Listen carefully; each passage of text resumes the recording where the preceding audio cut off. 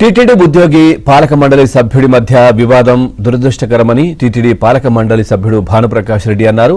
తిరుమల శ్రీవారి ఆలయ మహాద్వారం వద్ద మంగళవారం రోజు ఈ సంఘటన జరగకుండా ఉండాల్సిందన్నారు. టీటీడీ చైర్మన్ బిఆర్ నాయుడు ఆదేశాలతో యూనియన్ నేతలతో చర్చించడానికి వచ్చామన్నారు. కుటుంబ సమస్య పరిష్కారం అవుతుందని భానుప్రకాష్ రెడ్డి తెలిపారు. మొన్న తిరుమలలో మహాద్వారం వద్ద సంఘటన చాలా దురదృష్టకర సంఘటన. ఆ సంఘటన జరిగుండకూడదు. మా ధర్మకర్తల మండలి సభ్యులు ఆ రోజు వ్యవహరించిన తీరు మంచిది కాదని చెప్పి మేము కూడా వారితో మాట్లాడడం జరిగింది. చైర్మన్ గారు బిఆర్ నాయుడు గారు ఈరోజు టీటీడీ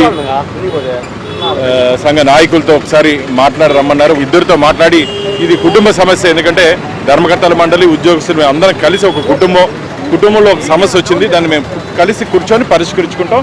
ఖచ్చితంగా అంకిత భావంతో పనిచేస్తున్నటువంటి టీటీడీ ఉద్యోగస్తులకి భవిష్యత్తులో ఇలాంటి చర్యలు జరగకుండా ఒకసారి చైర్మన్ గారితో మాట్లాడి వారికి